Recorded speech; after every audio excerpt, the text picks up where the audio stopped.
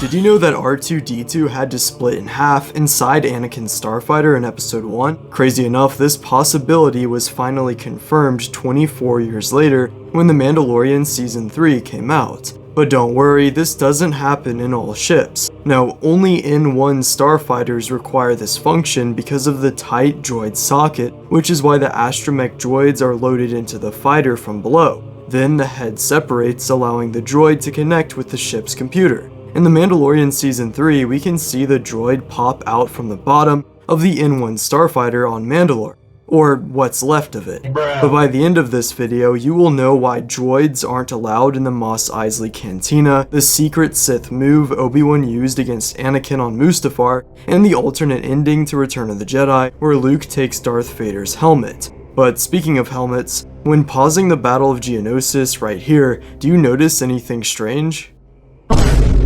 Yeah, that's actually Jango Fett's head disconnecting from his helmet. So if you've ever wondered why Jango's head doesn't just slide out of his helmet when Boba picks it up here, you can now rest easy. Never mind, I had to make sure I could traumatize my viewers, it's just too tempting. This franchise has a suspicious amount of beheadings for being kid-friendly. However, right after this scene, we saw the clone troopers arriving to rescue the Jedi. But how old are these guys? Well, the clones actually had a pretty chopped lifespan. I mean, they were bred to reach adulthood by the age of 10, which means most clones never live past 40. Also, Captain Rex was no older than 31 when we see him in Star Wars Rebels, which is pretty depressing for him. Don't worry though, because our next cursed fact is Mount Sorrow on Endor, a sentient mountain that would cry and murder local Ewoks, and was featured in the comic book Ewoks 7 from 1986. But there's a twist. The tears of this depressed mountain actually possessed healing qualities that would only be granted to those it deemed worthy.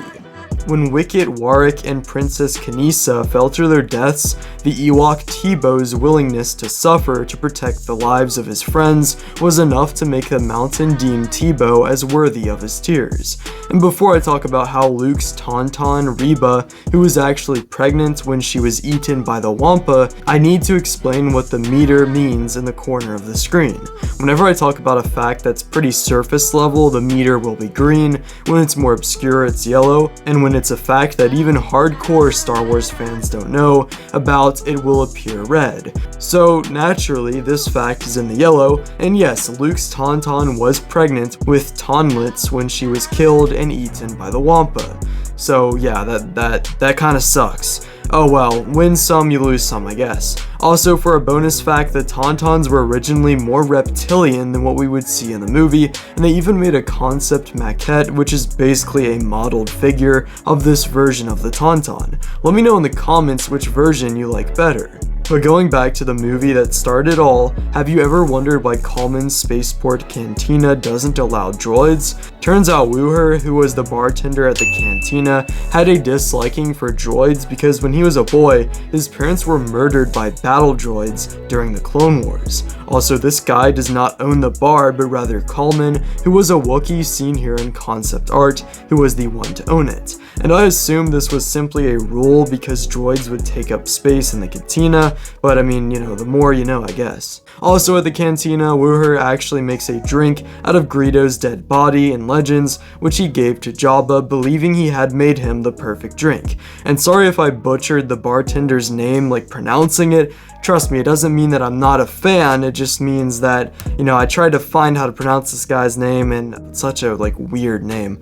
On a slightly less disturbing note, we have a fact from Return of the Jedi that isn't necessarily cursed, but is definitely weird. Because, let's just say, Yoda's blanket has a little secret to it. Yeah, this is actually the cloak of Qui-Gon Jinn, which Yoda obtained from the Jedi Temple sometime after Order 66, before his return to Dagobah. And yeah, Yoda literally used Qui-Gon's cloak as a blanket, even going to death with it when snuggled up. But Yoda's behind-the-scenes history is a little bit cursed in and of itself. At one point, George Lucas was down for the idea that Yoda could be portrayed by a monkey wearing the Yoda mask, but you can see based based off of these behind the scenes images that the puppet was clearly the best move. And we all know that Grogu is Yaddle and Yoda's son. Alright, hopefully that isn't true, but in case you couldn't tell, I'm about to talk about the man himself. Okay, technically the child himself. No, that's literally his name in the Mandalorian episode 2, but yeah, we're talking about Grogu.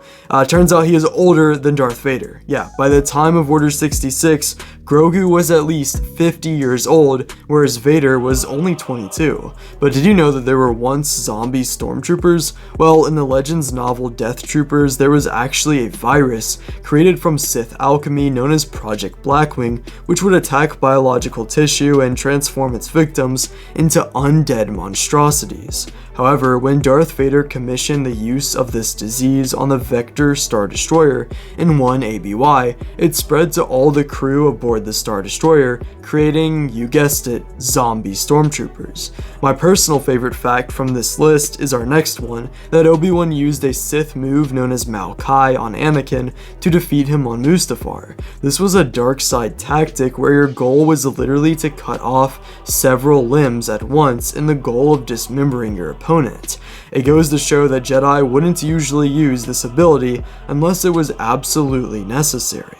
On a lighter note, but no less strange, Max Rebo in Return of the Jedi uses his feet, not his hands, to play his instruments. Well, at least that was the original idea for him. Now, in canon and legends, the Ortolans have a humanoid body with arms and legs, but when Return of the Jedi was being made, these were in fact his only limbs, meant to be legs and feet, not arms and hands. And his full name was Maximilian Rebo, by the way.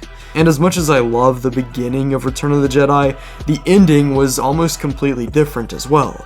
You see, one idea that George Lucas threw around with Lawrence Kasdan, who he was writing the movie with, was that Luke could take Darth Vader's helmet after he died, showing his full turn to the dark side. But it's a good thing this was changed, or else we wouldn't have gotten this iconic moment. I'll never turn to the dark side. I am a Jedi, like my father before me. Yeah, that's right. You just witnessed Palpatine getting destroyed by Luke's pure aura. But did you know that guns and bullets existed in Star Wars? Well, in the comic book Anakin and Obi-Wan #3, which I happen to own by the way, we can actually see on the planet Carnelian 4 that the inhabitants of this planet actually use slug throwers, as they are called, which are great weapons against lightsabers, as the bullets are broken up into smaller pieces rather than deflected like laser bolts. And while I know we've talked about Coleman's Cantina a lot in this video, trust me, you're gonna want to hear this next fact about Dr. Cornelius Evazan. You just watch yourself. We're wanted men. Yeah, that guy. Many of you know he was pretty messed up, but did you know that not only was he a former cosmetic surgeon that descended into madness, but he also created a cybernetic army of slaves as a money-making scheme known as the Decraniated, which were formerly his victims but had their identities removed with their heads, turning them into slaves. Yeah, it is kind of hard to watch this scene the same after finding this out, and you actually see them in Solo with Dryden Voss. But one species at the cantina were the Ithorians, which actually had 4 throats, which we can see lining their neck here. Funny enough, this is far from the weirdest Star Wars biology fact, because Zabraks, including Darth Maul, actually had 2 hearts, and Syrians like Ki-Adi-Mundi had 2 hearts and 2 brains, all of which were used to commit as many war crimes as possible. Bring in the flamethrowers! And I know this is a great segue into the Christian segment after just talking about dismembered heads and war crimes, and about to talk about Palpatine's concubines, but yeah, welcome back to the self-improvement advice of this video. Today we're going to be looking at John 1:17 in the New Testament in the Bible. If that's not your kind of thing, then you can skip to this time right here, or you can complain in the comments. It's all up to you. But for those who do want to see this, John 1:17 actually says, "The law indeed was given through Moses, grace and truth came through Jesus Christ." So I think the cool thing about this is a lot of people find it interesting and confusing how in the Old Testament God seems very judgmental and very harsh compared to the New Testament, where, you know, the Old Testament is all about these teachings through the Torah and everything, right? This sort of strict code you have to live through, which seems very extreme. Sorry, I'm stuttering a little bit. But then the New Testament is all about, you know, repentance, and God will forgive you and he loves you and all these things. It's like, well, what's going on? There's some kind of disconnect there. But as it so happens, this kind of explains that. Like, it is a two-piece, it's like a puzzle. You need both pieces, you know. This is the law that was given through Moses. These are the things that you need to obey in order to please God. But then grace and truth come through Jesus Christ, in the sense that humans are not perfect. You cannot perfectly obey the law. You just need to do everything you can to do so, but you're not going to be perfect. You know what I mean? And, it's almost like the people at the time could have seen the Old Testament and then just been confused, like, how are we supposed to live up to God and please God? It's impossible. And then Jesus basically is like, yeah, we're all sinners, it is impossible, and believe in me and you will be saved. That's something everyone can do, and yes, you do need to do everything you can to stick to the law. So basically, the key to life, quite frankly, which is kind of crazy, we're just throwing this out there, it's kind of a big deal. The key to life, right? Like, what?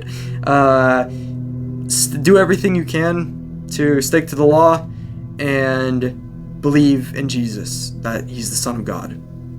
There you go. All right. Oh, we're all saved. That's pretty cool. I know, it's really great. But yeah, no, I don't know. I think that was a pretty interesting verse right there, and yeah, let's get back to the video. Probably the most shocking fact so far. Okay, that sounded like really clickbaity and generic, but okay, hear me out.